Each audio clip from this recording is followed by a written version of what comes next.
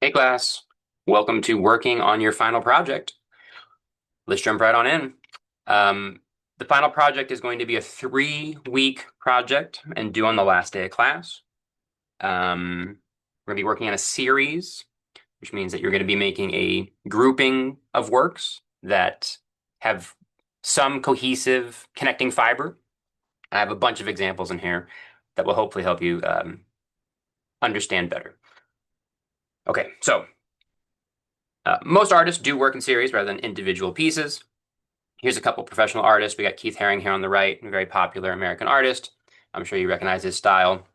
What's great about an artist like Keith Haring is that when you see a work by him, if you are familiar with his work, you can almost immediately identify it because his style is so unique. Now, there's a bunch of people who rip off his style, and they can be Keith Haring-esque, but even then, we're still being reminded of him. So, having a style or developing a style, if you want to continue to be making art throughout the years, is a good thing. And we are going to try and, especially in this final project, have 3 pieces that are stylistically similar. All right. For your final assignment, you will complete a series of 3 drawings on your 18 by 24-inch drawing paper or similar ground. When it says similar ground, I mean it could be a canvas. You'll see a couple examples that I have in this lecture here. People wanted to do paintings. It is open medium for the final project and basically open subject matter, um, as long as you can kind of defend the work. You will also write an artist statement that will accompany the work. Don't think too much about that yet. It's going to be a 1-paged, double-spaced artist statement. There is a slide on this that talks about it. In future weeks, we'll talk a little bit more specifically about that. I want you to focus mostly on the making of the art first. Right, the pieces should conceptually build on each other to create a body of work using similar subject matter, medium choice, orientation, etc. Each piece should be able to stand alone as an independent piece, but when viewed together, obviously they say something as a group. And then in bolded here, it says no diptychs or triptychs. A diptych would be if I had 2 images, like a left side of a face and a right side of a face on 2 different canvases, I hung them together as one piece. They need each other to exist, right? With one, it just looks a little bit odd. We don't want that. We want 3 individual pieces that build up a cohesive group. A lot of ways to start, because obviously it is such an open-ended project. I like to think about subjects, like things that I might be jumping into, whether it be portraiture, still lifes, maybe some landscape drawings. With 3 pieces, you can kind of tell a story, a visual story with a beginning, a middle, and an end. If you think about hanging them left from right, progression big to small, loose to tight, transformation of something, and then obviously all these different techniques and mediums that we have done. All of these techniques this semester, if you want to use that Chuck Close approach and grid off a source material, you want to be looser. And then once again, it is open medium. So just thoughts there. You could use a medium from this class that you feel more comfortable with or try to take a chance or experiment with that here at the end. Yeah, due dates. We will have a discussion board due date by this Tuesday, which is going to be this first thing, just thumbnail ideas. 3 ideas with 3 thumbnails each, right? Each idea is 3 images. So it's 9 total thumbnails with some 3 to 5 sentences each describing the imagery, the meaning, your process, what kind of images you want to work from. If you have those images, that's great. But I am really interested in the process, right? If you're going to be doing a Chuck Close grid, if you're going to do more imagination, if you're going to work loosely from multiple sources, whatever that is, we need to talk about that as soon as possible. That is as important as the actual images that you're picking, is the process. And then once again, we will talk more about the artist statement in future weeks. It's going to be a 1-page double-spaced. I'll have more examples that you can look at. But it's going to help describe the work that you're presenting. It will accompany your final project. This is all A+ work that I'm showing for this final project. Notice each piece is evenly weighted. Nothing seems to be worked on more or less than others, so they all kind of balance each other throughout a series. This is one of my favorite pieces I've gotten throughout the years. The artist statement was labeled Death Before Dishonor, which is a samurai belief that it is more honorable to die in death than to surrender. So here we have death on the left side, we have fiery dishonor on the right side, and then we have a samurai here in the middle, kind of dealing with this conundrum. This project works really well because the student thought about a lot of things. First, he did a Chuck Close method for all three of these by getting good source material, gridding, and then just going from there. Even if that first time you did it felt a little meticulous, I promise the second, third, fourth, 10th, 100th time that you do a grid, it moves a lot faster once you understand it and you understand the benefit of it. Once again, seeing those proportions very easily. He used the same medium on all three, have good dark value and highlights throughout. And he also curated the pieces to where the left piece is looking in, the right piece is looking in, and then the center piece was kind of looking at the viewer to kind of bring them into the piece. So really good series. Once again, not just a great idea, but executed really well. This was done by a vegetarian with the sort of very cute, sympathetic animals in the front, and then, hamburger, bacon, and nuggets in the back. Kind of a dark, humorous piece. But it is interesting how we eat certain animals and then give sweaters to others and names and love them forever. And yeah, and different societies kind of decide how that works.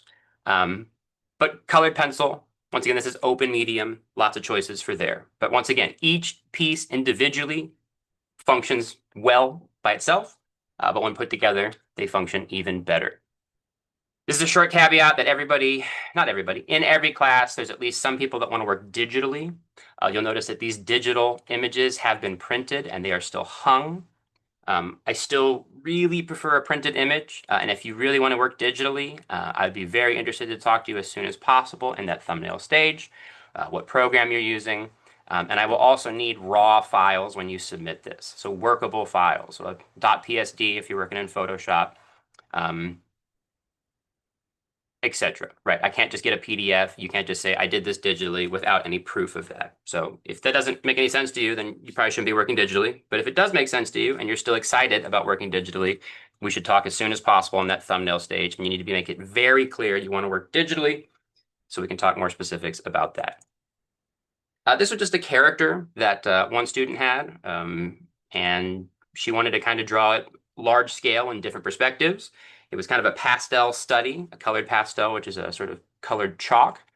So if you wanted to experiment with a new medium and kind of just get in there and start blending, this could be a good way of doing it. I really like the eye on the first one. Obviously, this has no source material. Other ones have been using source material. This is just some architectural sketches, some basic sort of perspective things. These also had an image that was gridded and transferred, a lot of ruler work, really nice ink. These were storyboard pages for a graphic novel that the student had.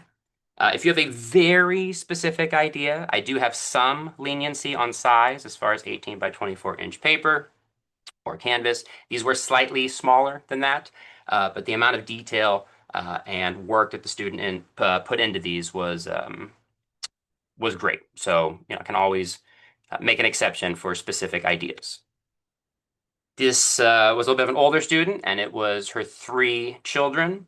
There's a saying, it's hear no evil, speak no evil, see no evil. So she had her children pose, and then once again did a Chuck Close grid method to transfer that. Really successful set of drawings.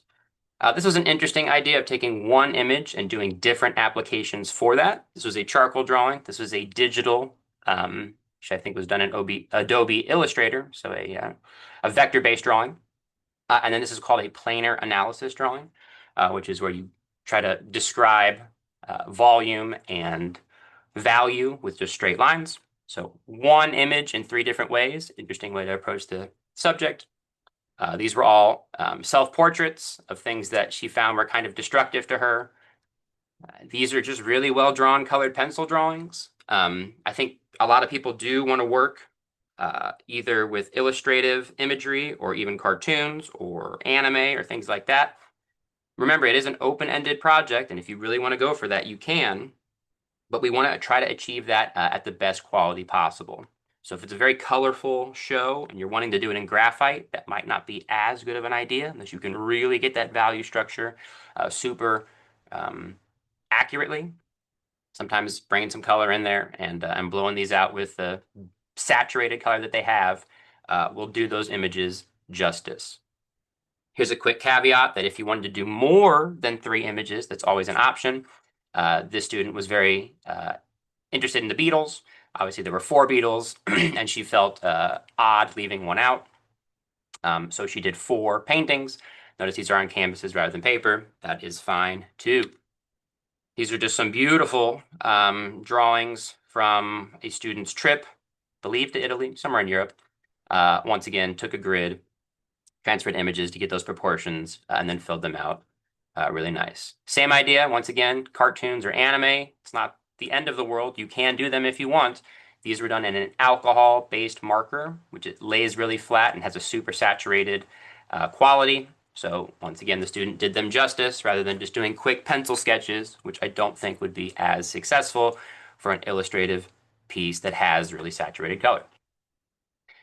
Progression of stormtroopers in different areas of Star Wars, same idea, Chuck Close method. These were all characters from a video game that were transferred without a Chuck Close method, or maybe they were. Actually, they kind of look like they were with the borders. Either way, I think that gridding is a good way to get proportions as quickly as possible, even if you don't do it quite as tightly as we did with the Chuck Close. It just helps with proportions so much. I use it with my drawings too.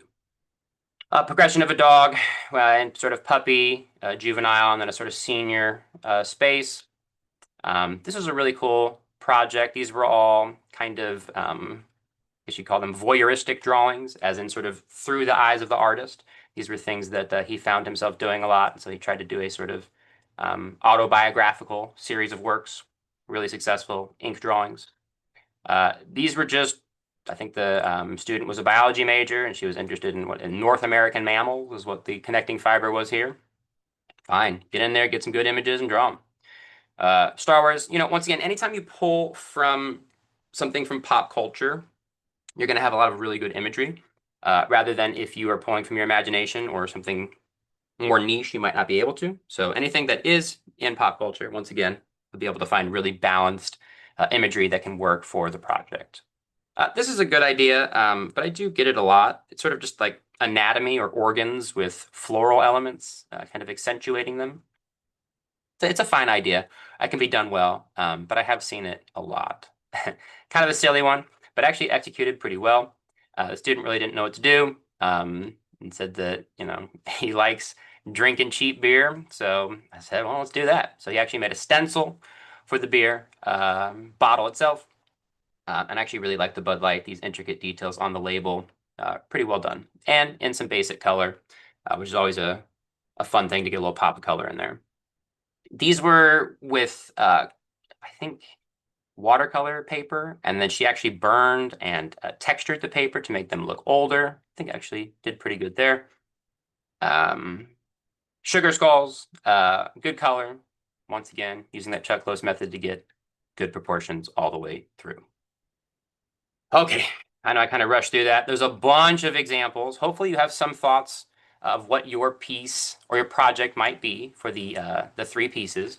Keep in mind by Tuesday, I am going to be looking for 9 thumbnails, which is 3 ideas, each one having a thumbnail, and as much information as you can give on me, right? If you had this one, you could say, hey, look, I'm thinking about doing some samurai thing. This can be on the left, it'd be on the right. I want to do a Chuck Close method. I want to use graphite. Right, mediums, process, idea, as many ideas as possible, or as much information as possible, so I can give you proper feedback this week, and we can start working on the projects. Right. One more quick note: if you are like sure that you're going to do a certain method, whether that be kind of the spider web grid that we did on the Albrecht Dürer, or a mathematical ratio grid that we did in the Chuck Close, but you're still not sure about imagery, you could start right away. You could start by gridding off paper and getting all that prelim work out of the way as soon as possible. Note that we do have 3 weeks to work on this project, a lot of time, but it is a big project worth 300 points, and it is 3 full drawings. So allot your time properly. Try to get your ideas out as soon as possible so we can start working on them. Even if it's just prelim work, it will help the movement of the pieces throughout the process. Okay, thanks everybody. I look forward to seeing your thumbnails. Please have them in by Tuesday before midnight. And then we'll go from there with some feedback on that, and we'll start into these final projects. All right, excited to see what you guys come up with. Thanks, everybody.